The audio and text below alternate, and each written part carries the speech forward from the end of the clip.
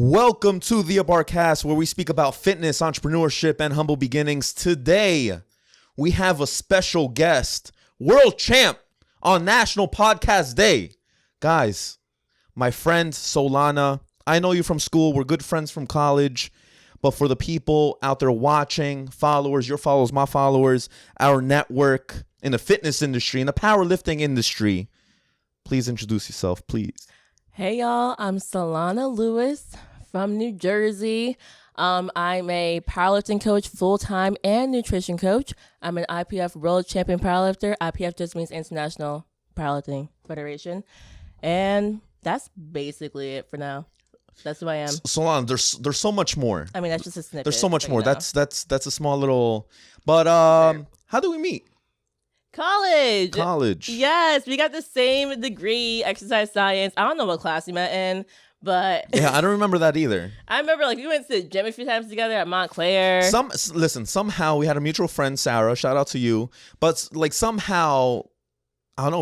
We just got cool in Montclair State. Yeah. And we would always just speak about lifting and gains and picking things up and putting things down. Yes. I mean, I was a baby lifter. I didn't start lifting weights at all until my freshman year of college. So I was deep down, I was kind of obsessed with you. I was he knows what he's doing. Let me follow him. Let me make sure I see. Am I doing the curl right? I remember one time you and Sarah worked out together. One time only. Right. It was at twice. I lied. But one time I remember it was at Montclair State. And yeah. You were taking us through a workout. I was am I doing it right? I didn't know what I was doing. And that was before I ever knew what powerlifting was. Really? So, yeah. Oh, we bench press. Listen, Solana, I don't remember specifically the bench press. We bench press together? No, it was back day. It was definitely back day. I distinctly day. Remember T-bar rows, and I was dying because they were unsupported, and I didn't know what to do. That's so my favorite. Back kept moving that. You look like Tina from Bob's Burger. I know, my God. Don't make me start doing a dance. Yo, I freaking love, I love She look like Tina. She look like, don't be like Tina, girl. All right, so tell me about, first things first, I just want to dive in. We'll get into your humble beginnings, but you're world champ. Talk to me about that achievement very briefly before we get into detail down the line in powerlifting. How was it like getting the title of world champion, female world champion? Yeah, so I'll be honest, when I first started powerlifting, I kind of rose really fast because powerlifting has just started to really grow. So it was pretty small. I don't know how small. I don't know how to tell you how small it was, but just small. So after my second meet ever, I got into nationals, which nowadays that the total to get into nationals is way higher because it keeps growing. So they have to make it higher or else it's not competitive. So I got into nationals my second meet. I didn't know what nationals was. My coach was like, you got into nationals. I was like, yay. I went to nationals. I got second place, but because I went to Worlds as a junior, the girl who got first aged out. Because a junior is 19 to 23. She was turning 24. I was 21. She aged out. They told me I'd get into Worlds, and I'm legit sitting there. I'm like, what is Worlds? So everything to me was very much I don't know what's going on, but I'm going to go for the ride and see what happens. So my coach explains to me what Worlds is because he had been to Worlds multiple times. I was lucky. I had a coach who knew everything and was coaching some high level people. And he was like, yo, it's a big deal. You're going to go out there. It was in Canada. It was in Calgary, Canada. He's like, you're going to go to Canada and you're going to compete against people from different nations. And it's a world champion. It's the closest thing you'll ever get to the Olympics. Because side note, powerlifting is not in the Olympics. So if you think it is, you're thinking of a different sport. Okay. But, so, I'm training for it. I trained 12 weeks for it. It was 12 weeks after nationals. And honestly, I wish I could say I was oh my gosh, it's going to be the fire of my life. But it was so new to me. I was just overwhelmed and just training and trying to figure out my life. So truly, I was just going for the ride. But when I got there, I didn't even know that I was strong enough to win. I didn't even pay attention to my competition, which is wild because powerlifting is such a big part of my life now that I know everyone and everything and what you're doing. But I was so naive. I kind of think ignorance is bliss because I just focused on me, myself, and I, which was really nice for me. So I get to Calgary, Canada in 2018, June 2018. And I went 8 for 9. We'll talk about, all of our attempts later. The rules and all that stuff. But I went 8 for 9. So I got all my squats, got all my benches. I'll never forget this. I got 2 of my deadlifts, right? So at that point, I already won. So I didn't know I was winning. So my coach tells me I won already. I'm like, I won? And I still had one more deadlift to go. He's like, we're gonna go for the what's it called, world record deadlift, because it was like maybe 10 pounds more than I just lifted. And I was like, oh, okay. And I was so upset. I'll never forget, bro. I went out there, I lifted up fully, like stood up with the weight, and I just fall backwards. Like, I got it up and just fell. And so the lift didn't count. Okay. So I won, but like I would have had a world record deadlift. But I didn't have it. I was so upset. But yeah, it was amazing, but also it was just so much information at once. I could not even handle it. Now you fell back. Like I'm hoping you didn't pass out. No, I just like lost my balance straight up. Like shit. it sucked. I'll never forget. Like I look back sometimes, there's photos. Someone took photos of me. They took photos of the fall and sent them to me too. Like it was professional photography, but like she's legit. There's photos of me just slowly falling down. You'll never see them. I never posted them. But they don't even ask me for them for the. But yeah, that's crazy. All right, do you hold any type of records right now? not anymore. So I actually got the junior American squat record my last year as a junior because I was 23. I'm 26 now. So got that. And I was so excited. Someone beat it because, more people get in the sport, getting stronger. So at the moment, no records. Well, listen, records are meant to be broken. Exactly. Mm-hmm. But you, at least under your belt, you got a world record. Yes. And you broke it. That's crazy. And I do want to beat the new squat record. It's currently 418 pounds. My best is 397, but I think I can beat it next year. I really do. Well, with proper programming and proper coaching, like we spoke about, anything's possible. Yep. Humble beginnings. You were telling me that you moved to Jersey, correct, when you were younger? Yeah, I'm from Virginia, so born and raised in the South, and no one give me an attitude because people see Virginia's not the South. Leave me alone, okay? It's the South. So the South to me, I grew up there in Newport News, or people call it Bad News, Virginia, and that's just the nickname for it. I don't know why. Okay. I feel like the nickname came after I left, but yeah, I moved when I was 10 because my dad got a job up here in New York, so we moved to Jersey to be near him, and I'm happy because I'm really a city girl. I'm not made for the country, so I'm happy about that. And now I'm 26, so 16 years here. 16 years. Mm-hmm. From Virginia to Jersey. Mm-hmm. Did you go to high school here? Did you go to college so here? since I got here at 10, so that was me as I entered 6th grade. So, yep, I entered 6th grade. I went to school where my mom's a teacher. So she was teaching at the same school I went to. And y'all, I failed out of it. I failed out of school. I failed out as a freshman. So 4 years later, they straight up said she can't come back. They were like, no. And your mom didn't have any pull in there? Pull? If it weren't for her, I would have failed math. She was my math teacher. I got a C+ in math. My mother gave me a C+. Yo, your mom was probably like, you know what? You didn't do your errands at home. You didn't take out the garbage. Matter of fact, it wasn't that at all. I'll fail you. I would have failed it if it weren't for her. She gave me the answer key for the homework, and I failed the test, but I did well enough with the homework because I had the answer key. Did she scribble the answer key? Did you not see it? How do you fail with your answers then? Because I failed the test. I don't have an answer key for the test. When we're all in class together, she can't be like, the answer is C. The answer is 14.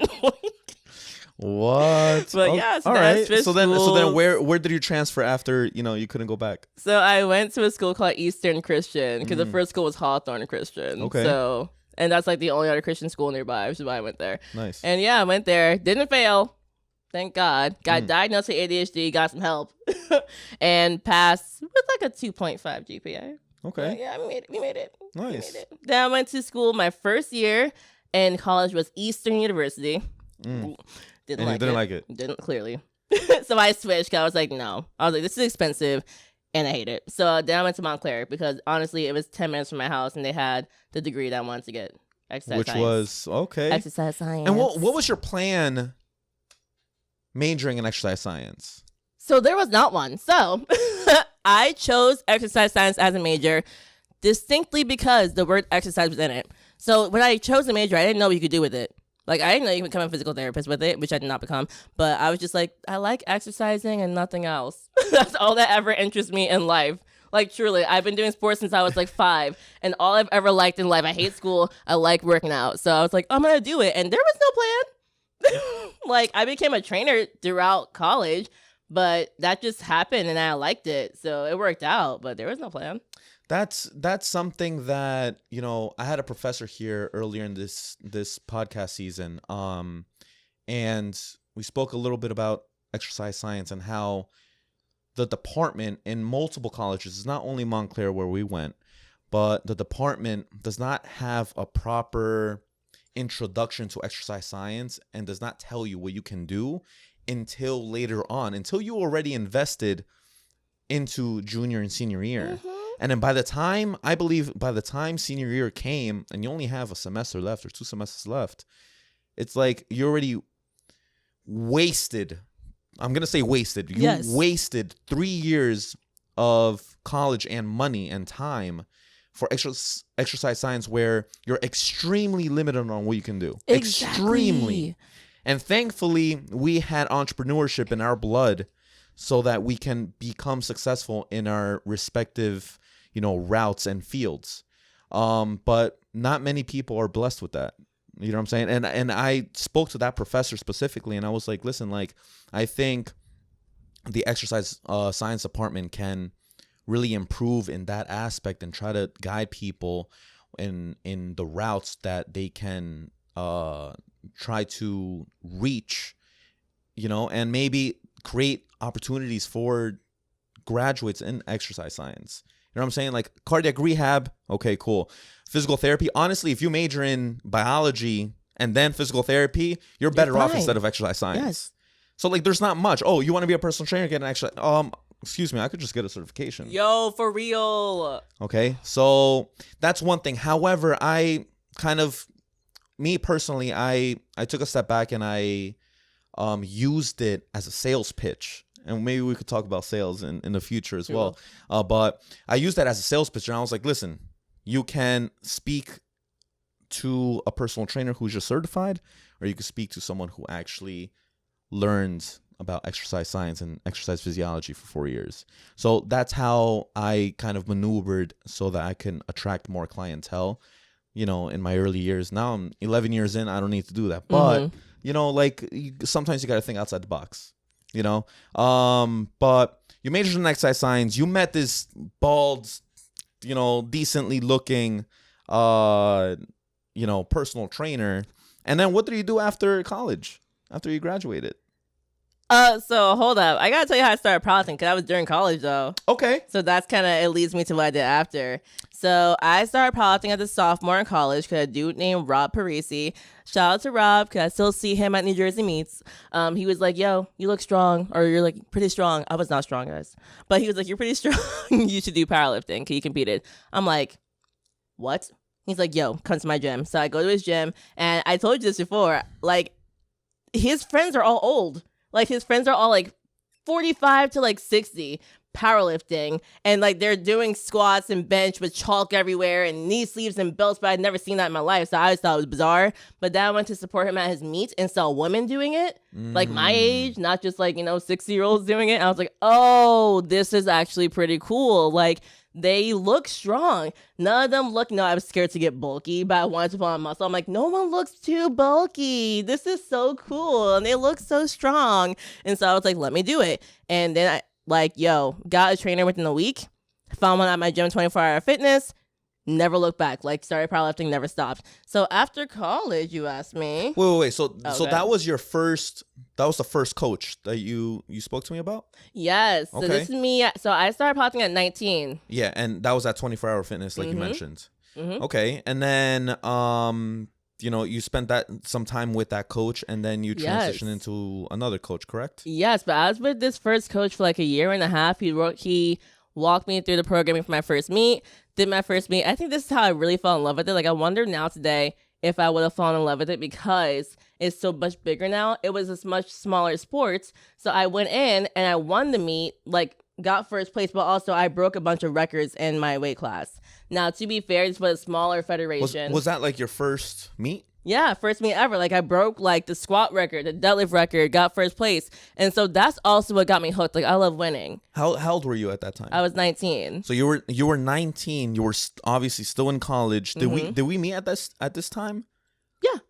We met before. Like, right. So we already met, and then you started kind of doing the powerlifting. Yeah. Now, Solana, a very good question, since I'm a very amazing host and I ask very good questions.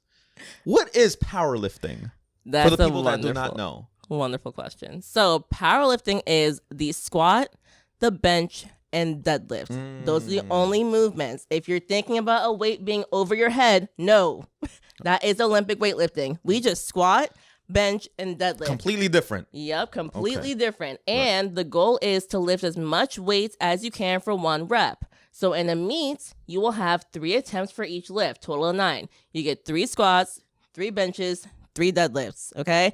And the goal is to lift as heavy as you can. So you want to like build into it. Like first attempt's easier, second attempt's pretty hard, third attempt you're going all out. And that's the goal, is to lift as much as you can. You add up the total from the heaviest lifts you've done. Completed. Right. If you fall backwards, they don't count. Yeah, they don't count. Come on, Solana. All right, go ahead. And completed. Okay, so easy scenario. If my heaviest squat was 100 pounds, my heaviest bench was 50 pounds, my heaviest deadlift completed was 100 pounds, my total is 250 pounds. If I have the highest total in my weight class, I win.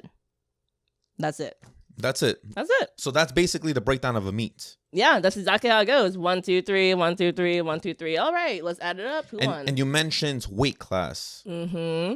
Can you go into detail with the different categorizations of it? Because you told me when we spoke there was teen, junior, masters, and open. What's the difference? All right, so let's start with teen, junior, master, open. So teen, well, actually, there's also youth. So there's youth. Honestly, y'all, I don't know what age it starts at, but I've seen like 7-year-olds compete. So I don't know if there's like even a limit, but youth ends at 12, okay? Then there's teen, 13 to 18. Then there's junior. Junior is 19 to 23, right? Then open is just everything. Like even juniors can be open as well. You can choose to be both because every age group. And then masters starts at 40 and up. But it's like masters 1 is 40 to 50, masters 2 is 50 to 60, masters 3 is 60 to, you know what I mean? So it's like, so there's compartments in each category. Yes. Gotcha. Which is convenient because, you know, so the way our sport works, the best are in open. Like if you're like the best masters, that's cool. But honestly, if you want to be known, you need to be the best open because everyone, no matter what age you are, you're just the best. So that's what everybody cares about. Right. And then there's weight classes. So we have 12 weight classes. Should I go through every single weight class? I mean, at least the important ones, like the maybe the ones that you're in. All right, so or around your. Yeah. So I'll do kilos and pounds. So I'm in the 67.5 kilo weight class. That's 148.5 pounds, right? And that's honestly, I will be blunt, that's the most competitive weight class because a lot of women fall into that weight. Just naturally. If you lift weights, like, you know, you're pretty muscular, but you're not super tall because powerlifting is made for short people. Like, you don't see anyone 6 feet tall, like, squatting heavyweight. Like, it's just much longer way down. Yeah. So you kind of just fall there. Yeah. Longer distance is tougher. Okay. And then the one above me is 165 pounds. So that's like a pretty big gap. The one below me is 132 pounds. So there's like these 15-pound gaps in between weight classes. So, and then for a weight class, make it simple. If I'm 148.5 weight class, I have to either weigh 132.1 pounds, anything from that to 148.5, because the weight class below me is 132. Right? So I can't weigh that much because that's another weight class. Right. Yeah. Wow. Okay. Very detailed. Now, your first coach, he coached you when you were in your juniors, then, correct? If I'm learning correctly. Okay, great. I'm learning. So when you won the world champion title, you were at juniors. Gotcha. And when you got your second coach, where were you at that time? I mean, by the time I got to the world title, I had my second coach. Okay. Yeah, sorry. All right, so it was the second coach who helped you out with the world title. Wow. The first coach got me through the first 2 meets. Okay. And then my second coach got me to nationals and then the world title. Okay. And you've had a total of 4 coaches, correct? Yep, total of 4. Okay. Over 7 years. So I will not say I'm a coach hopper, y'all. And okay, don't call me that. Also, my current coach, I plan to stick with him until the day I die, he dies, or he stops coaching, and I can't force him to coach me regardless. He's that good. I'm obsessed with him. I really am. He's a Okay. great, excellent coach. Which brings me into my next question, Solana. What makes an amazing powerlifting coach? Okay. For me as a high level lifter. You specifically. Okay, cool. So here's what makes a good coach for me. So not only do you just simply have experience coaching, but you have clearly been educating yourself. So my coach, he actually does a lot of coaching seminars. He's constantly teaching me. Like, it's just very evident that he's constantly learning. Like he'll post something and it's like, hey, there's this evidence that proves this. Like, it's just like you're constantly educating yourself. On top of that, you have to have coached at a high level, because here's where it gets tricky. High level coaching, if I'm at a big meet such as nationals, I'm trying to place as high as I can. Like, I compete with the top 10 in the nation. So you have to pay attention to who's in front of me, who's winning, who is slightly behind me, and you have to literally pick my attempts for the weight based off of what they're doing. Like, he might be like, yo, Solana, we got to go up 10 more pounds for this last deadlift. I know we didn't plan on it, but if you want to get second place today, that's called handling, right? Yeah, he's my handler. Yo, I was learning, girl. See, yes. Guys, I didn't know the rules of powerlifting. I knew the basics, but I didn't know the exact terminologies and specifics. And handling, Solana taught me a new vocabulary word. Now, what is handling specifically? So handling is basically on meet day, the person who takes care of everything on meet day. That's it. So it may not be your actual coach. It can be, but they are helping you. Like, after you weigh in, they like kind of make sure you eat. They are making sure you warm up on time. They put all the weights in the bar for you. They're paying attention to your competition. They're calling your attempts. So they're putting in the number that you're going to attempt. Like, I don't do that at all. They're telling me when to sit down. They tell me when to stand up. They tell me when it's my turn. Like, they're just, all I gotta do is lift. They take care of everything else going on. And you specifically told me that you specifically like your coach right now because he's so specific and detailed and efficient handling, because he pays attention to your competition as well during your meets, correct? Yes, and not just during, Brian. Like, my coach, we had a conversation before my last meet, and it was nationals. And he was like, don't worry, I'm paying attention to, I won't say names, but I'm paying attention to blah, blah, blah, and blah, blah, blah. Like, people in your weight class who are doing well and watching their training, I already know, like, how many attempts they tend to hit on meet day, because you can go on something called open powerlifting and see someone's whole history. So he's like, oh, this person goes 6 for 9. All right. So if we hit all of our attempts, we'll probably beat them. This person goes 7 for 9. Like, he's paying attention to everyone before he even gets to the meets. I can't do that. All right. I got a business to run. I can't pay attention to all my competition and know what they do. Like, that's a lot. Right. So he takes care of all that. And it makes it way less stressful, because if you are paying attention, and like, even like on meet day, like, he'll look at someone's like second attempt and be like, yo, that moves slow. They only got maybe 5 more pounds max. Let's go 7.5 pounds up. And he's usually 9 times out of 10 on point with whatever he says like that. He is. Sheesh. He is. He's really good. That's a good coach. Yeah. Now, Solano, what about the regular, Rebecca or Patty who wants to get into powerlifting? What makes a good coach for that specific person? And that's a good question, because at the end of the day, I'm talking about like 1 or top 2% of lifting. Like, my federation has 20,000 members, and only like 100 of us can be top 10. Right? So like different weight classes. So the other 19,900 people, I say a good coach, one, still, you're clearly educating yourself. Like, I think a good coach should be putting out content somewhere. You don't have to be a YouTube star, right? But like, you should be putting out content that shows like, hey, this is what I believe. Let me teach you this, educate you. That makes it clear that you are educating yourself. And then on top of that, you have to be, this is really simple, but it's crazy. People don't do it. On time with all of your programs. A lot of coaches I've heard of, people come to me for coaching and they're like, yo, I'm leaving my old coach. Like, they gave me my program a week late all the time. I had to beg them for my new program. I didn't know when was coming. I'd be just stranded like for 10 days, nothing to do. Like, I didn't know what's going on. So on time with all your coaching programs, you're very clear about how you communicate. Do you want them to email you, text you? Like, how are we communicating? Are they watching all of your form videos? Because a lot of coaching is online. So are you sending them squat, bench, and deadlift, or are they giving you critiques? Is the critique just, that looks good, thumbs up, or is it like real critique? Because like, if I hear it's just good all the time, that's the problem, right? Even if I've been doing it for 7 years, my coach be finding something. He's like, yo, your bench just started to change. I'm like, see, I didn't even notice. Yeah. So if you're doing all that, I think you're a good coach. And you don't have to be great at handling to be a good coach. Like the hard handling, that just comes at big meets. A local meet, like with like 30 people, you don't need to do all that. Like it's not like, oh my gosh, all right, who's in first, who's in second? Like, bro, it's like everyone's first or second meet. Like, let's just make sure you put the attempts in on time, and that's it. And you're pretty good. Right.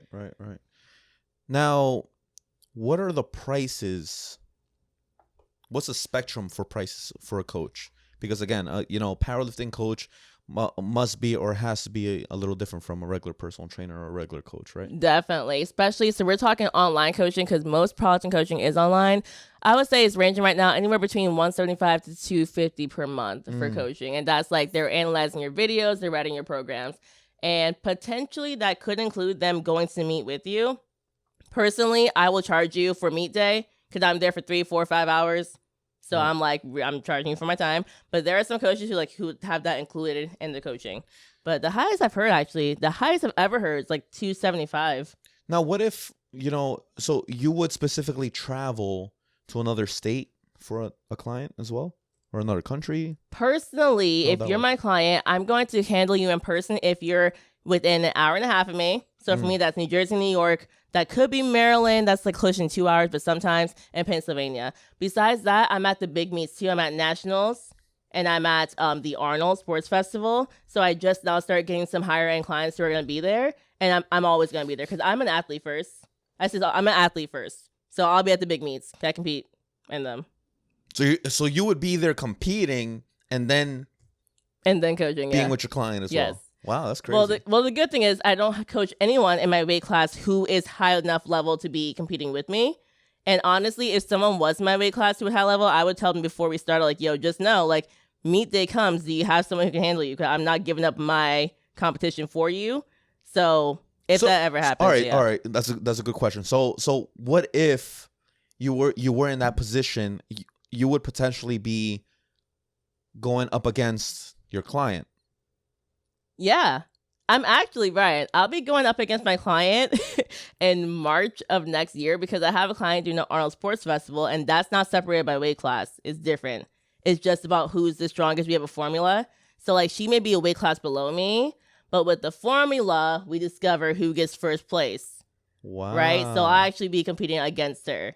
So formula, what do you mean formula? What does that mean? Yeah, so we have something, it's called DOTS. And this, I'm going to try and make it very clear because it can be really confusing. But basically, it's how much you weigh. So it's not your weight class, it's how much you weigh. Like if I'm in the 67.5 weight class, but I weigh 67 kilos, period, not 67.5, they'll take 67 kilos.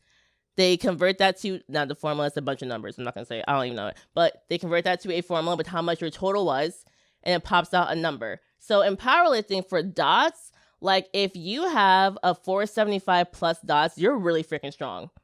Like, you're really strong. And, like, the best of the best who are female in my weight class, like, they're hitting, like, 530, 540. That's, like, first place. Sheesh. Period. Jesus. Right? So, like, yeah. So, like, this client I have, like, she has a 511 DOTS. Wow. That's higher than mine, so she's probably going to beat me, y'all. But that's okay. That's okay. Yo, I mean, like, shit, like a student overcoming the master, that would be pretty cool. But talk to me about, since we're on the topic, your next meet is in March and is at the Arnold Festival. Yep, the Arnold Sports Festival, which is like it's the biggest sporting event in the country. So the big guy, the big G, top G, Arnold Schwarzenegger is going to be there. He's there every single year. That's and insane. I miss him every single year. Well, I mean, because you world champ, you got that focus, and you're just worrying about the weights, right? Yeah, I gotta lift myself. Now next year I gotta actually compete. And last year I commentated other powerlifting meets going on that were not mine, obviously, because I competed. So I be commentating. So you're a commentator coaching. too? Yes, I commentate. I forgot that. This girl is just full of tricks. Yeah, I love commentating. Honestly, I just started like a year ago, and I'm starting to get really into it. Can you give me I've never heard, a commentator, during a powerlift meet. Mm-hmm. So like, would you sound like Joe Rogan, like, like during UFC, or like, how would that sound? Can you give me like a bit? Can you give me like a 5-second little skit? Sure. So I'm gonna use my client's name. My client's name. She got a long African name. So We have a Deg Beamy Sola coming up to the platform. She's about to lift 315 pounds. Now, this lift will actually put her in first place right now because the highest lift is 300 pounds. Let's see if she hits it. Ooh, she missed depth. That's 2 red lights, guys. So if you do not have the hip joint below the knee joints in powerlifting, that is called not hitting depth. The hip joint must go lower than the knee joints for you to properly hit depth. So unfortunately, and she just went over to the jury to see if she can get over that lift. Like, the jury can actually decide if they can overturn it, and they did not overturn it. All right, so she's now in second place. All right, now we have Kathy coming up next. What? Girl, you look like, yo. I'm here with the celebrity. Jesus Christ, this girl's like Jesus. All right, that's pretty cool. So, how's the prep like going into like a major meet like that? Is it tough? Question. Is it, do you have to really focus on nutrition? Why don't you go into that a little bit? Yeah, so one thing, so there's like a term, the term off season, right? So I actually hate that term because powerlifters, we're always in the gym. Like, it can be 10 weeks out from me, 2 weeks out from me, 14 weeks out. We're still squatting, benching, and deadlifting. So what I call prep, and I use air quotes, is essentially when I'm 12 weeks out, that's when things start to get more particular towards meet day. Meaning, like, if I was doing a lot of lifts that were not quite exactly just barbell squat, like it was like, I'm doing some front squats, I'm doing some safety squat bar, like not all barbell squats, because barbell squats like a lot on your body. Honestly, it's like to do a slightly different variation that you have to go lighter because it's not the same is a lot better for you when you're farther out from a meet. So all that happens is I do a lot more specific, like low bar squat, two times a week. I'm doing competition pause bench press more often than like touch and go. I'm doing like competition. I do sumo deadlift, like the wider stance. So I'll do like sumo deadlift twice a week. But right now I'm doing conventional and sumo. My conventional is way weaker, so I have to lift less weight, less wear and tear on my body. So like that's the biggest change that happens. And then yeah, I would say like once I am 6 weeks out, that's when we do our actual peak. So what is a peak, right? Essentially, you start light, and then every single week we're progressing and getting heavier and heavier with our single lifts, like, 1 rep for squat, 1 rep for bench, 1 rep for deadlift. We're getting heavier and heavier and heavier and heavier until we actually get to like maybe 2 or 3 weeks out where we hit like our heaviest lifts of the whole cycle. Like, I'm trying to probably hit something close to what my final attempt will be on the platform, but not quite hit that because, like, that's a lot to recover from.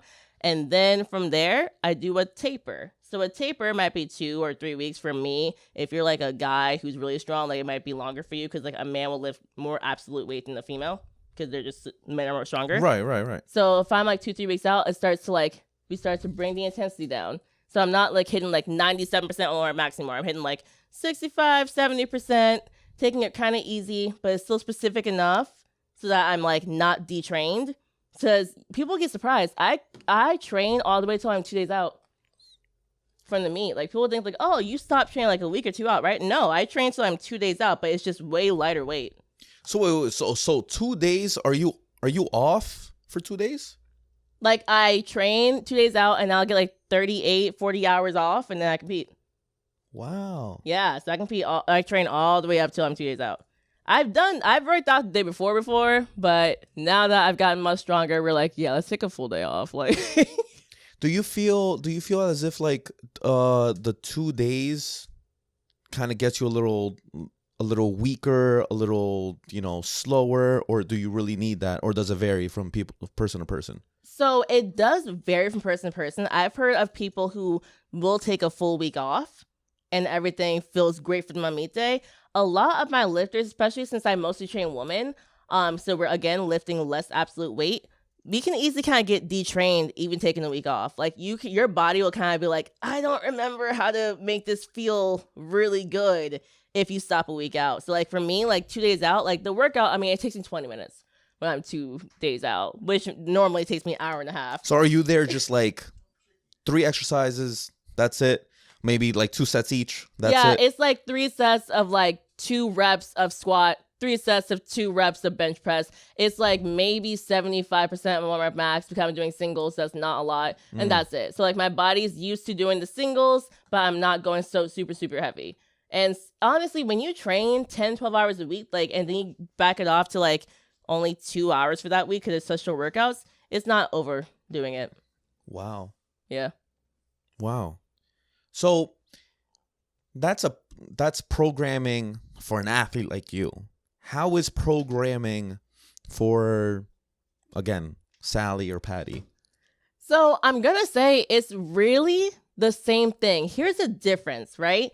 As someone who's simply a bit stronger, I may have to hit my heaviest lift farther out. So I may hit my heaviest lift of my squat, let's say. I have to do it minimum 2 weeks out. Like I used to be able to do that a week out and then feel great on meet day. Now, if I hit my heaviest squat a week out from my meet, like I'd be so destroyed. Like I couldn't do it. But at one point, I wanted max was 300 pounds and now it's 400.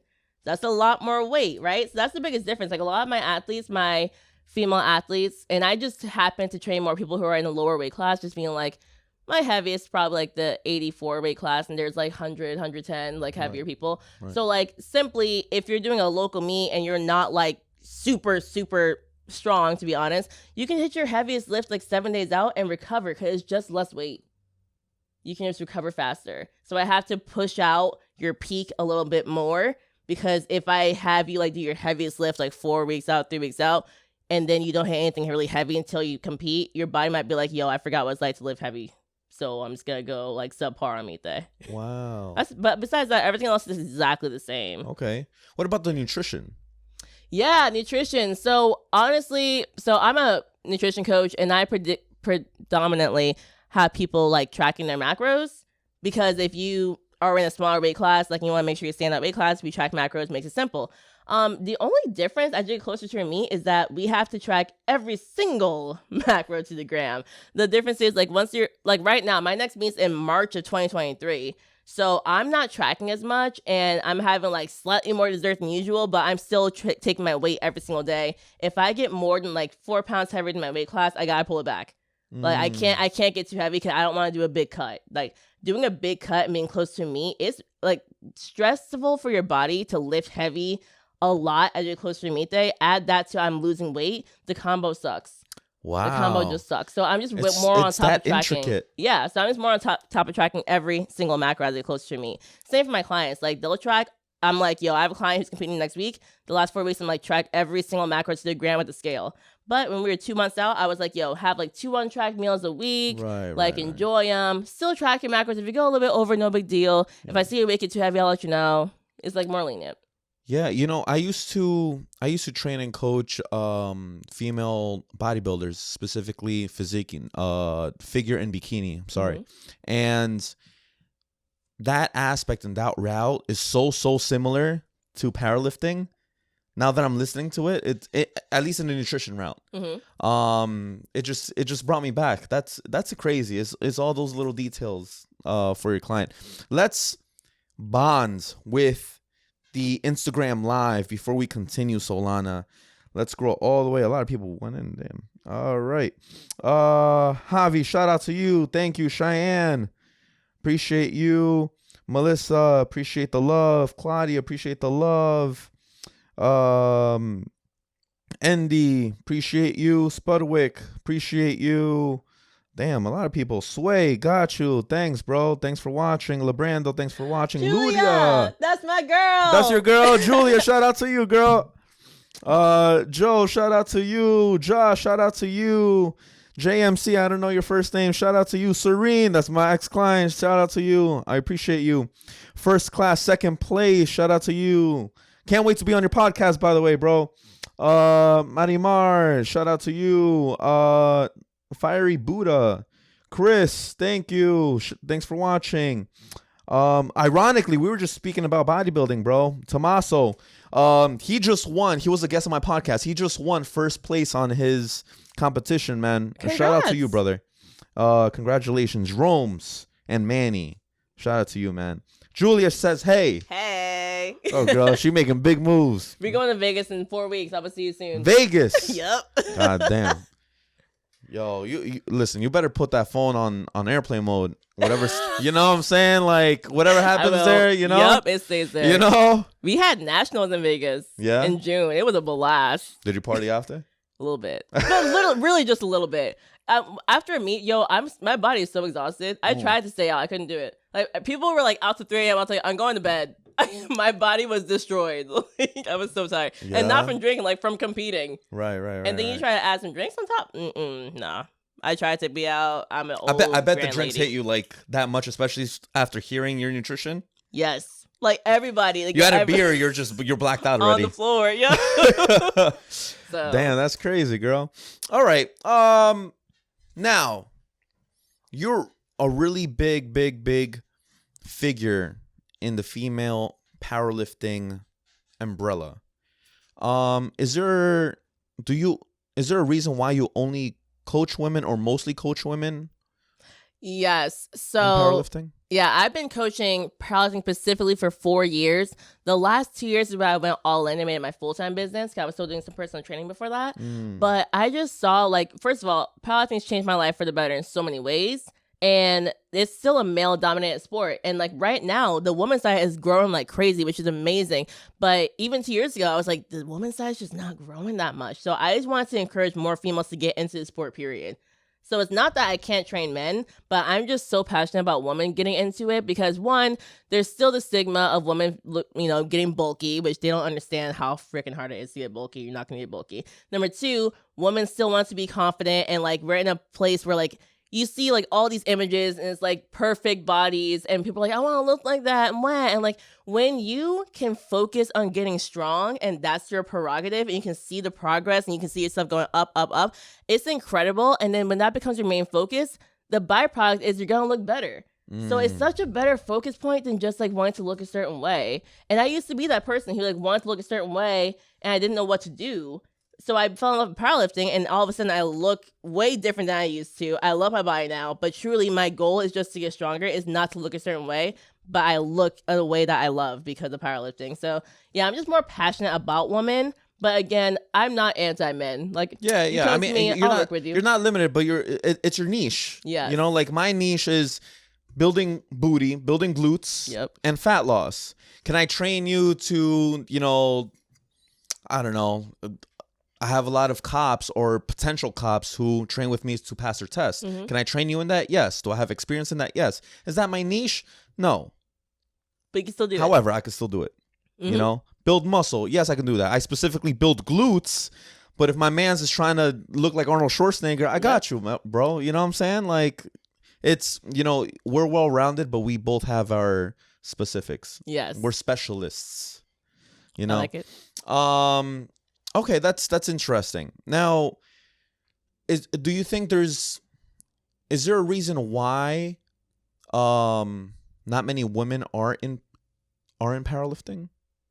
Yeah, but like I said, though, it's really starting to grow. And I think the reason why it's growing is we're in a place of, like, curves are hot now. Curves used to, like, not be hot. So like, at a point, right? So I really think, like, people are starting to see, like, yo, these women are getting strong and look great. There used to be a stigma, and I believed this stigma when I first started powerlifting. I thought powerlifters were just kind of like fat. Like, I know I saw women powerlifting that weren't, so it encouraged me to get into it. But there was a stigma of just, like, it's for, like, fat, like, men. Yeah, like, listen, truly. I'm not gonna lie. Same thing for guys. Like, I thought that as well. But obviously, there's some exceptions. But would you say? Let me push back a little bit. Would you say most men or most women are, let's say, quote unquote, overweight or obese that are in powerlifting? Most, no. No. No. Okay. Because honestly, like, the biggest size in most amount of people, weight classes are 67.5, so that's my weight class, 75, which is one above me, and the lower weight classes are starting to really grow too. So, like, the higher weight classes are growing too, but, like, not at the rate of, like, the middleweight weight classes. I got you. So yeah, no. Yeah, no, like that's something I thought in the beginning. Again, I didn't really follow powerlifting. Now that I'm kind of getting into it now, especially now that I have you here, I'm really going to get into it and supporting you and following you as well throughout your meets. But that was the essence that I thought, especially my first few years personal training. It was like, all right, well, they're extremely strong. However, you could tell, at least most people at my gym, it was ignorant of me, I was young, most powerlifters, they would be overweight. Yeah. You know what I'm saying? So no, it's the truth. Like that's what my friend, and he won't get mad I say this. My friend who got me into it was a very stereotypical powerlifter at the time. So like he was a more overweight white dude. Like that's who it was. Right. And then when I saw his friends, they were like older. I'm not gonna say they were all overweight, but like they were just older people. And then I saw people who like didn't look like that. I was like, oh, like it hit me. I can look good and powerlift. So I think that people are seeing you can look good in powerlift, and especially like I know I'm really focused on women, but on the men's side, like if you look at the strongest pound for pound, meaning like the highest DOTS powerlifters, like they look amazing. Like it's incredible. Like it's impressive and getting more prevalent now to look really freaking good and be a powerlifter. There are powerlifters who I'm like, yo, you could like, cut for 4 weeks and go do a meet. Go do a show. Right. And like you would do great at that show. Yeah. So like I think that's the main reason it's growing. Like people are just realizing like, yo, I can get strong and look good. That's pretty cool. That's way better than me like trying to starve myself. Like that's the other thing too. Like powerlifting, you have to eat a lot. Like if you don't eat a lot, you're not gonna get that strong. Yeah, you're burning a lot of calories. Yes. So like, dude, like I get to eat. Like I eat 6 times a day, and I like just keep like 6 looking times better. a day. 6 times a day. I eat 6 times a day every day. How many calories do you consume a day? Between 24 and 2,700. Okay. And that's me at maintenance. Yeah. Like that's like how much I'm moving. So it's cool to be able to But eat you're more. a little lighter than me, so like that. That's still for a general person who does not powerlift. That's still a lot. Yeah. Yeah. Yeah. Wow, that's interesting. Yeah. Okay. And just to debunk, any women who want to get into powerlifting or who are trying to just be stronger in general, women, you guys do not produce that much testosterone, so you are not going to look like me or a better version of me, like Arnold Schwarzenegger, if you start doing specific lifts. Yes. You do not produce that much testosterone, so you need to just be, if you're gonna go tackle the route of being strong, you can get strong and you can still look feminine. Exactly. And the other thing I want to say, I love powerlifting too because there's a weight class for everybody. So even if your goal is not to like lose weight, if you're like, yo, I just want to like feel good about myself no matter what I look like, there's weight classes for every single human being. Like that's why it's cool too. Like most sports, like you're not gonna excel if you are more overweight, right? But powerlifting, like there's a weight class for everyone, and you will see some really strong 100 kilos to 220 plus lifters, like just lifting like 550 pounds for deadlift. I'm like, yo, this is so cool to watch. And at a meet, no one cares what you look like. Like, like I've been to a bodybuilding show where everyone's literally like posing all day, and like people in the crowd are like, okay, I gotta make sure I look good in the crowd. And I'm like, bro, like powerlifting meet, like no one weighs in and walks out and people are like, what did you weigh in? What did you look like? Like they're just like, yo, let's eat and let's like go lift some heavy weight. Yeah, it's like that. It's like that. So it's not like when, because I've seen some really good pictures of men and women, lifting heavy weight, and they look great. And then there's some other people that, they're making that lifting face. You know what I'm saying? So like, are some conscious about their lifting face when they're doing it because they're in a midway photo shoot doing that? Good question. I say in the early stages, yes. Like all of my clients are freaked out that they have to wear a singlet. Number one, because singlets just aren't cute. Like no, like even me, I'm like, yo, this ain't cute. A woman could pull it off, but for a guy, for a guy, I felt a little weird when I used to do wrestling. So yeah, so like all about singlets. So like I do that, and it felt a little weird in high school. So I can't imagine a grown ass man, like feeling great in a singlet. So I kind of understand. But honestly, even most women, like yes, because the sport's growing, so you see more pictures of it. It's like more like normal. But like when I first did, I was like, yo, this is just a very odd thing to wear. Like I feel like I'm in a costume right now. So like no one feels great the first meet. But at the same time, like, no one cares what you look like. No one is there to see you look good. I want to see you lift the weight and complete the lift. I don't care. If you look good and fail it, I'm judging you for failing it, not for looking bad. Right. So I think after the first few meets, like, people just get over it. Has your thought process changed when you meet a person, male or female, and do you automatically think, is he strong? Is she strong? Is she powerful? Is he powerful? As a world champ, like, when you meet someone, oh, like, hey, how you doing? And then you just kind of like, that low key, like, you kind of just examine the person You're just like, all right, you lift. You know what I mean? Like, what's your thought process in that? I was like that before I powerlifted, so you best believe I'm like that now. Of course I am. Especially if someone looks like, oh, okay, like I'll be honest, like if you powerlift, like your butt's gonna grow because you squatting and deadlifting all the time. Mm-hmm. So like if you got like some booty, I'm like, I wonder how strong those legs are. Like, how much can you deadlift and squat? Like, you know how people always like, oh, how much do you bench? Like, no, I'm like, how much can that booty do for the squat and deadlift? Oh, absolutely. Yeah. Absolutely. But again, I was truly always like this. So. Okay. All right. Yeah. Listen, we were in exercise science department, of course. Now, before we get out of the programming, I've always been curious to ask you this, and I wanted to save this question for the podcast live. When you're doing programming and when you're working out, let's say for yourself, specifically for yourself, do you add any type of exercises besides the bench, the squat, and the deadlift? Sorry. Great question. Absolutely. So I think. And it's getting more prevalent now because I think like back when I started, I would see people like just squat, bench, deadlift, and go home, like period. Yeah. And like even it was like more normalized to like skip accessory work. And I'm like, what? But truly, every single client I have does accessories. And they're super important. Like I don't even want them to think of it as, okay, this is just the afterthoughts after I've done my squat. Like if I have you squat and then you about to go do like some hack squats and leg press, I'm like, yo, you better push the weight up. And like I'll watch the program. I'm like, if I see on week 3 of this program that it's the same way as week 1, we have a serious problem because you are not pushing your accessories. So I think like a lot of people they may not think it's that important, but that's what really grows your freaking muscles. Like let's be real, right? If I'm doing a barbell squat, I have to worry about my brace, my technique. If I shift my weight slightly, all of a sudden I'm working the wrong muscle, it's not going to look as nice. If I go and do a hack squat, you can't mess it up. Like you're fixed on a machine. That's where you can really grow, like say your quads. Right. Like, so I want you to push it because now we can focus on a specific muscle group.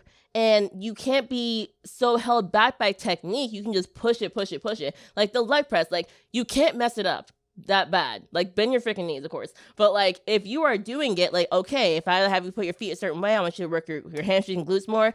Let's push as much weight as we can because I can't load your deadlift like this. I can't load your deadlift and expect you to go up every single week all the time because there's so many more factors in play. So accessories are massive. And if you really push your accessories up, your main list will go up too. How often would you, let's say, as a coach, tell your clients to do accessory work like that? And then on top of that question, how often a week do you do accessory work? Yeah, so all of my clients do accessories after every single main lift, every single day. So most of my clients train between 4 and 5 days a week, most of them. I only have like a couple who do 3. I have one who does 6, but like one day is just super light. Like she just like loves being inside the gym. Yeah. So we do accessories every single session. So same with me. Like I even have a day, my coach, he's crazy. I have one day, I do 5 days a week. One day is squat and bench and deadlift plus accessory. Mm-hmm. Now, I kind of think that's a little excessive. I think I could have that one day without accessories, but he disagrees. So I do them all 5 days. All 5 days. All 5 days. All 5 days. But let's be real too, like especially when training women, not to say that men should absolutely be doing accessories, but like how long will it really take you to just do a squat session? Like you have time after, like knock out the squats in like 20, 30, maybe 40 minutes, and then stay longer and do your accessory. You have time. Right. You have time. Don't tell me you don't have time. And if you don't have time, I will change the program for you, but I'm still fitting in these accessories. Yeah. And I'll just make it like, more accessories that are compound lifts and not like so specific to one muscle group. But we doing them. How long are your training sessions at the gym? I can tell you exactly how long they are. So I have 5 a week, right? Monday takes me exactly 1 hour. Tuesday takes me exactly 2 hours. Wednesday only takes me 45 minutes. Friday's pretty short. Friday's like, oh no, my bad. I forgot Thursday takes me like an hour, 45 to an hour. Saturday SBD plus accessories, that is 2 hours and 15 minutes to 2 hours and 45 minutes. Friday's optional. I gave myself an arm day because I feel like my arms are small. So just trying to get them bigger. It's So just for for fun, the aesthetic for vibes, aesthetics right? only, I will do an arm day for 45 minutes if I feel like it. Listen, for fun. it's very important, especially if you're gonna become world champ. You need to take that picture with, I need with some guns, whatever bro. award you're gonna get, right? All right, and my arms don't grow easy. So I feel you. Okay. You decided to start your podcast, right? And it's called the Power and Lifting Podcast. Yo, I still can't get over the name. The name is like perfect, especially for your niche. Now talk to me about your podcast. Like, what was your goal when you did episode number 1? I get so excited talking about my podcast. So the Power and Lifting Podcast available on all platforms. Go ahead. No, girl. It's gonna be tagged too.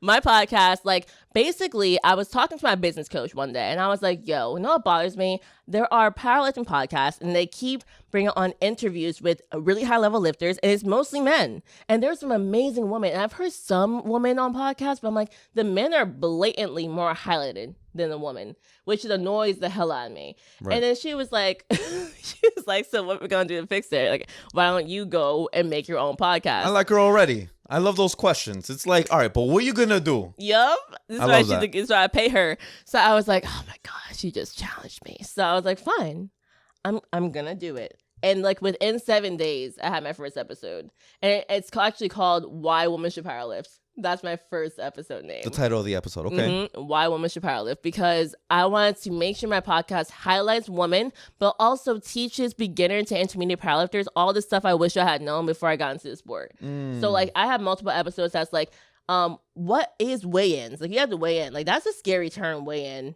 You know, like, what does that mean? I'm like, here's exactly how it goes and what's got to happen. This is what you got to wear. This is what you got to do. This is when you got to show up. This is how long it takes. All that stuff. Like, I like to put stuff out like that so, like, you don't go to your first meet so confused. I talk about, like, all right, how do you warm up to your first attempt, right? Because, like, before you get on the platform, you have to warm up in the back to get, situated so you feel good on the platform. Definitely. People don't know what to... I've seen it all. I mostly train not local, but I mostly train like lifters who are doing local meets, like not nationals, not worlds. Like my lifters are like Joe Schmo. Like I just want to do my first meet, right? So like I've just seen chaos in the back. So I legit like will take mental notes of what I'm seeing go horribly wrong at meets. Come out and meet like every other week, and I'm like, let me make a podcast about what to fix because y'all don't know how to warm up. Y'all don't know how to share a rack. Like there might be 50 people there and there's 5 racks. And people don't know what to do. So I'm like, let me explain how to work in with somebody I meet over a podcast. But also I bring on a lot of high-level woman lifters so I can just get to know their stories. I've seen that. Yeah, it's so That's much dope. fun, dude. And what's crazy is like they're itching for a platform. So I mostly reach out to people I've never met. Like I know of you and they may possibly know of me, but I've never said a word to you. I'll just DM them like, hey, I know you've been powerlifting for 5 years. I know that you have this accomplishment. I would like to talk to you about blah, blah, blah. Would you want to come on my podcast? And I've only ever had 2 people not respond, ever. And I'm on episode number 82. So... Listen, let me tell you this. There's always, unless, there's exceptions. But for the most part, everybody likes talking about their accomplishments, their story. So 9 times out of 10, for anyone who's out there who's thinking about starting a podcast, the best thing you could do is reach out to as many people as possible. Are there pluses with people that have more than 10,000 followers? Yes. Is there a chance that they might not reply? Of course. However, just doing that and just starting to get a lot more guests in, and then on top of that, just getting the reps in the podcast. Because again, my first episode was trash. I'm sure your first episode is completely different to your 80 whatever. It's very different. Right? You know what I'm saying? So like it's just getting the reps in and just being as smooth and efficient as possible. And then who knows, you might get a celebrity in one day. You know what I'm saying?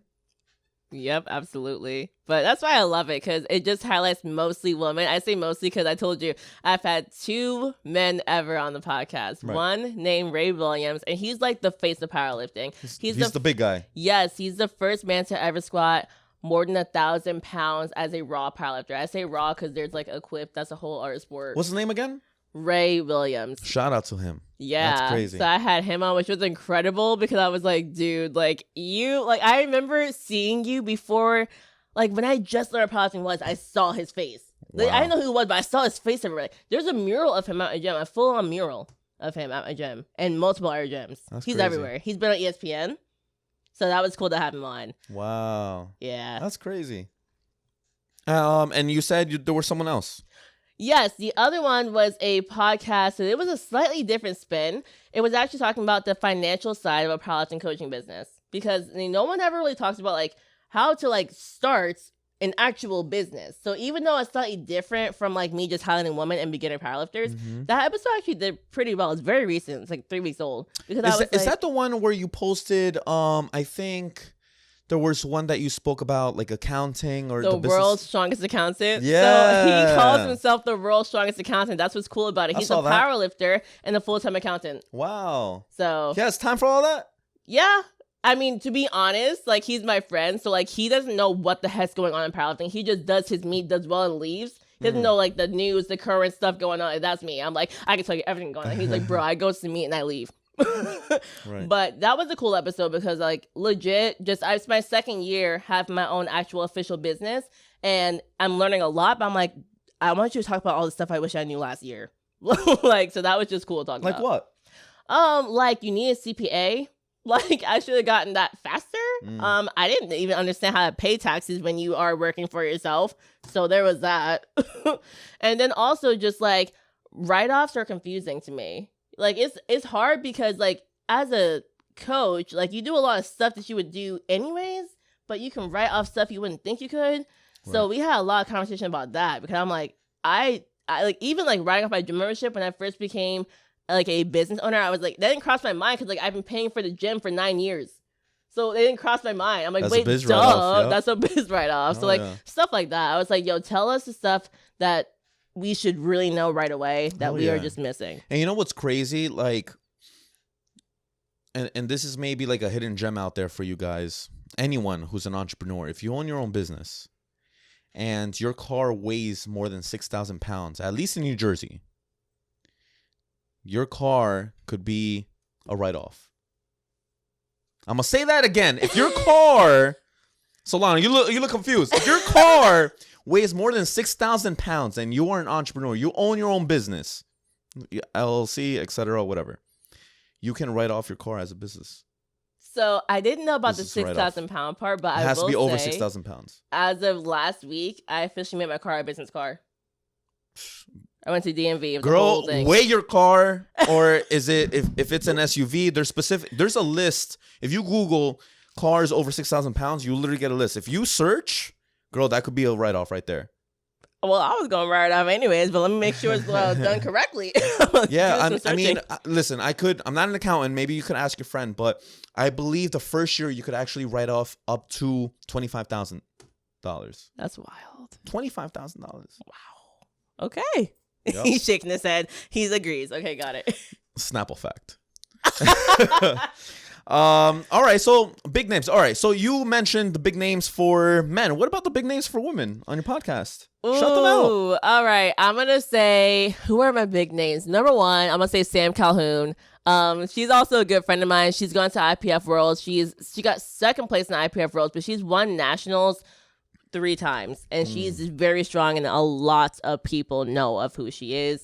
So that's definitely a big one. Who else is a big one? I'm trying to get some more people on. Oh, Megan Scanlan. She just won IPF Worlds this year. And what's cool is Megan Scanlan, I've had her on twice. I've only had 3 women on twice in my podcast. She was my episode number 8. Okay, so very new.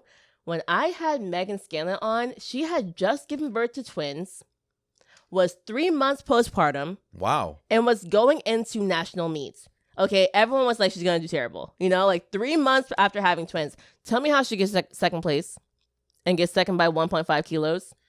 Jeez. It was insane. And I was watching her training before I asked her to come on. And I was like, you're looking really freaking strong. And she went down a weight class because like she like gained weight because she gave birth. And then when she had the kids, like she lost so much weight that she was like a weight class lower. I was like, I don't think anyone realizes how strong you look. Like, you look like you could win.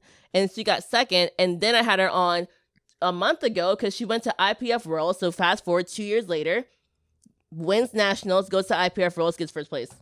And this is different federations, correct? Like there's so many federations in powerlifting. Yes, there's a like lot. you mentioned, right? Mhm. Is there more than 10, more than 15? Dude, there's like 20 in America. Specifically in America. Other nations have only like a couple. Wow. We're annoying. So let me ask you this. Before we get into some other topics. An open in the US, because again, I don't know the sport. An open. Can anyone from outside the US join? So for the nation, you have to be a resident in America, like living in America. Okay. In order to compete in our like actual federations. Because like if you weren't living in America but you came over, you could compete, but it wouldn't really count. Like you could not go represent America in the International Powerlifting Federation. Gotcha. But you can compete. It's just nothing counts.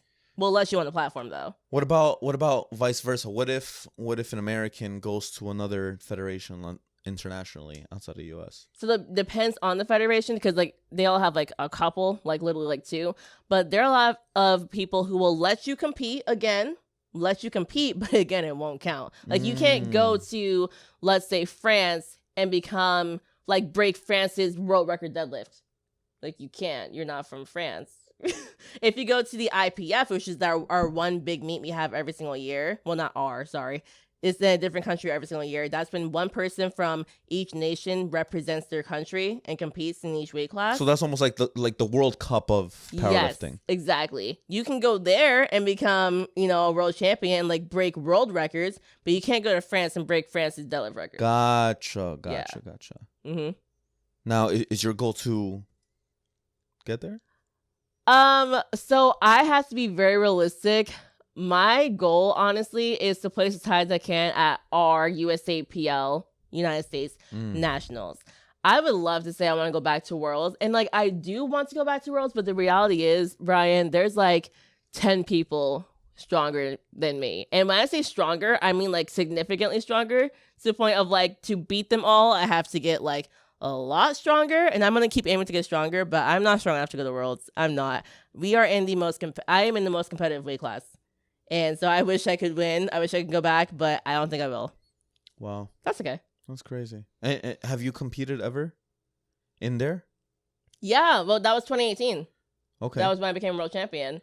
Oh, all right. So that was the junior competition. Yeah. So that was not only the U.S. but like the world champ. World champ. Like I went against France. Like I went against like right. Italy, So I was thinking, because we had this conversation before. I was thinking like that was the main world championship like inside the U.S. No. And you're limited, like you said, to U.S. citizens. No. So that was the actual junior world. The World Cup, basically. That was the World Cup. Wow. So I wish I could go back, but as an open lifter now, like it's so sad. Like the sport keeps growing, and I love it. And it's okay. Like people are gonna get stronger than me, and that's fine. I wish I could be number one, but only one person can be. So if it's not me, it's all right. That's cool. All right. For powerlifters, let's say I want to become a powerlifter. What equipment would I need to do or buy and bring to the gym so that I can become a powerlifter or look the part at least and be efficient at the gym doing my lifts? Okay, good question. So number one, you literally like don't need anything in order to be allowed to compete besides a singlet and shoes that are closed-toed and a t-shirt. But what you want to have would be knee sleeves. So knee sleeves, like they protect your knees, they get them really warm, and some of them will actually offer enough support to actually make you feel like a little bit more supported as you get down to your squat. So that's really nice. Also, like, if you want to do it long term, like if you powerlift, I want you to do it long term. So like I'm 7 years in, yeah, my knees are doing good because I have knee sleeves. I mean, the other day I did a squat without knee sleeves, I was like, yo, like this is not it for me. I'm not kidding, bro. I'm not kidding. Guys, I squat 3 times a week. So I'm like, I need help. I need some support, or my knees are gonna just not feel listen, good. I mean, I've torn my ACL on my left leg, and I'd feel some squats if I do squats, because I do legs maybe 2 or 3 times a week, And I would feel like my knees just a little bit sometimes. So like, would you recommend, at least for a general person, some knee sleeves? Yes, actually, I would say a general person should get knee sleeves, but not the insanely most supportive version of the powerlifting knee sleeve. Gotcha. Like, I have a client last night, I was like, listen, and she's like late 40s. I'm like, get some knee sleeves. Your knees tend to be a little creaky and they kind of hurt a little bit when we squat, but not too much. But I'm There's like, a lot of Rice Krispies there. Yeah, I'm like, whenever we do a lower body movement, she's like, it just feels a little. I'm like, just get some knee sleeves. Like, your knees need to be warmer. You physically were sitting down before you got here, so just put them on. And then a powerlifting belt. So, and you want a legit belt. Like, our belts are either 10 millimeters or 13 millimeters. That's very, very thick. Like, that's not the belt you'll get at Dick's Sporting Goods. That will be like 4 millimeters. Gotcha. Like, literally ours 3 times thicker. Thick. Yes. And I love it because when you put it on and you are bracing properly, you will feel the belt like pushing back into you. So it makes you feel so sturdy. Like, I promise you, without my belt, I would be squatting less weight. Like, it helps me squat more because I get so much like, what's the word, feedback from the belt that I'm bracing properly. Boom, boom. And last thing, and this is very optional. Like, I know a lot of high level lifters who don't have wrist wraps, but I like wrist wraps because, one, if you're benching really heavy, it can be nice just to have some sort of support. And two, when you barbell squat, if you wrap your thumb under the bar, which most people do, I don't. I do what's called suicide grip, so my thumb's over the bar. But if you wrap your thumb underneath the bar, like, bro, and we do low bar. So some people, like, their wrists are here because it's so low on their back. So a wrist wrap can really help out with that. I don't wear them when I squat because I do suicide grip, but, like, it can be very helpful. That's really all you need. That's all you need. Those are the essentials. Yeah. And the wrist wrap's really, really optional. Like, the belts and the knee sleeves are essential. Gotcha. With the belt, would you recommend that type of belt for a general person who just works out?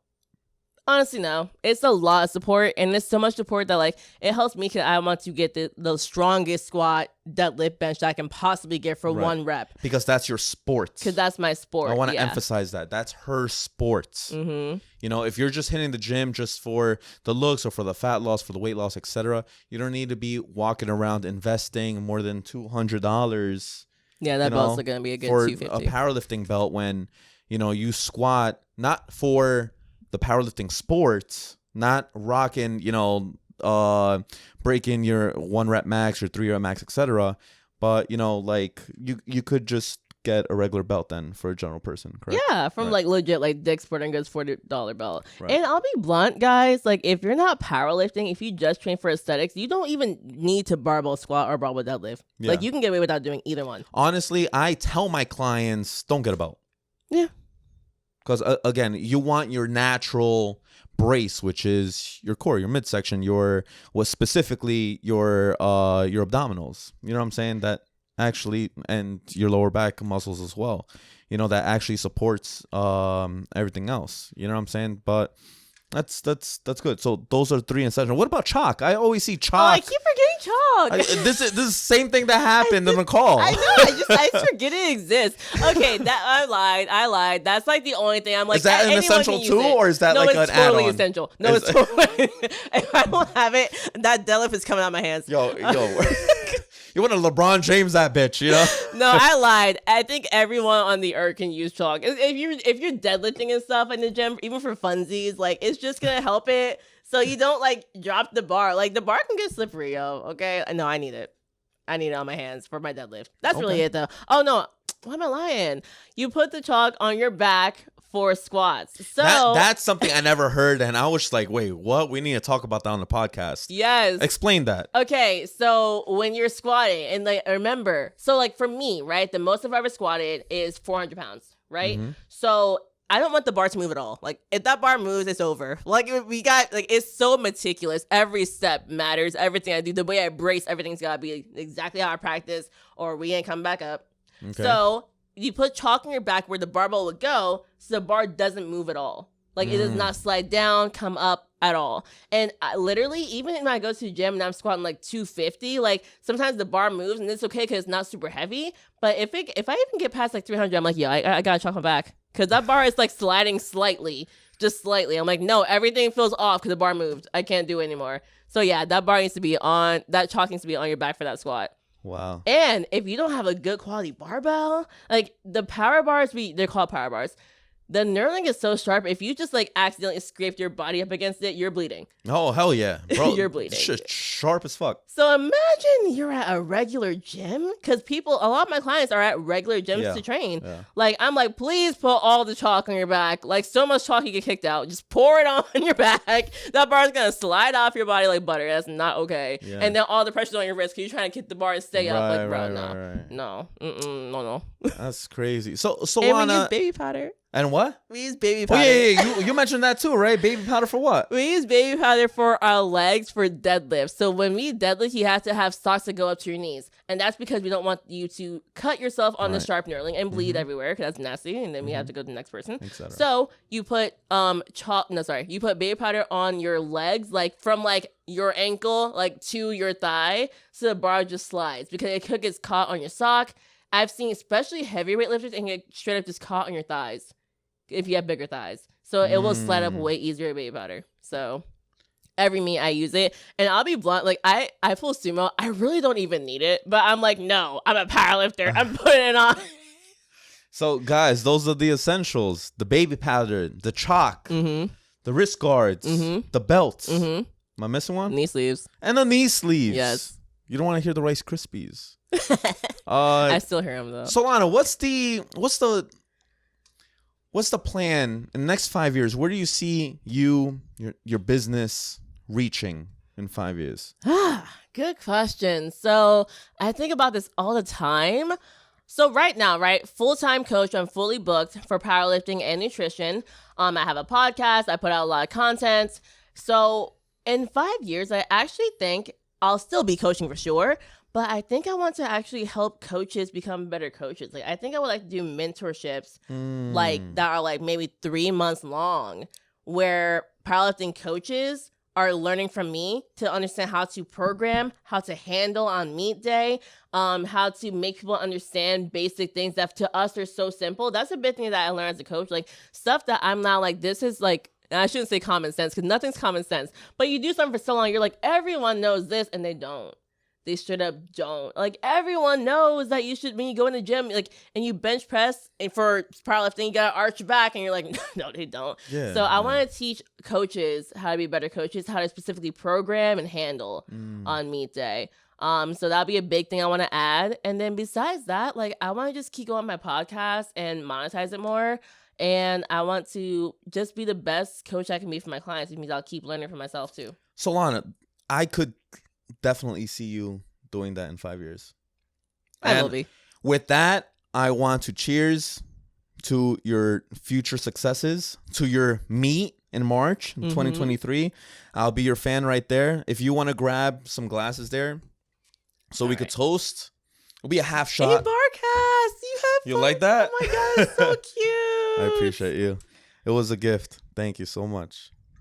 Yeah, guys, we got the 4K camera right there. You guys can see the Abarca shot glass. I love it.